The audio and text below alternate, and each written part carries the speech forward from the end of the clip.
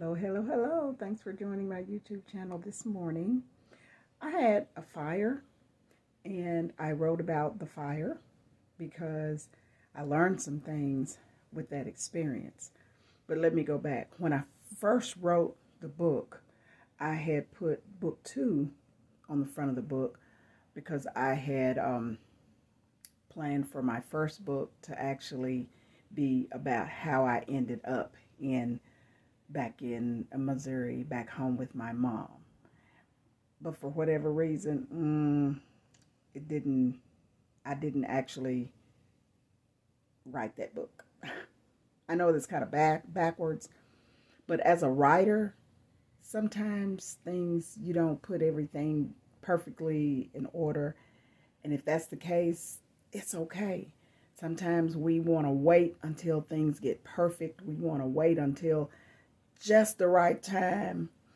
But if that was the case, I wouldn't have written my first book. So this first book was about, I had moved to Missouri back with my mom. She was very sick. And I closed my house in Kentucky and moved there with her for several years.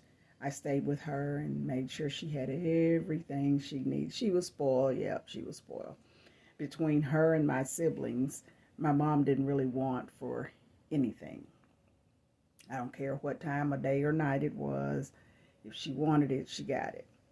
So after a while, I started to get a little weary. And so I went ahead and I opened up a whatnot shop not that far from where my mom lived, just to give me a little outlet. It was only open a few days a week, from like 10 to 6.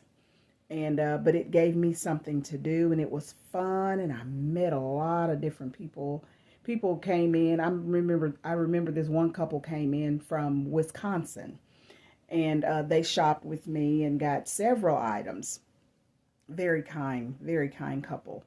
Well, this whatnot shop became something that I never expected. Like, one of the things it became was a hangout place for some of the people who were down the street taking classes. They were in recovery, and they would come down there. I mean, I'm sure they stole some things here and there, but I watched them as closely as I could. But I also gave a lot of stuff away as well. Like, if I knew they had just maybe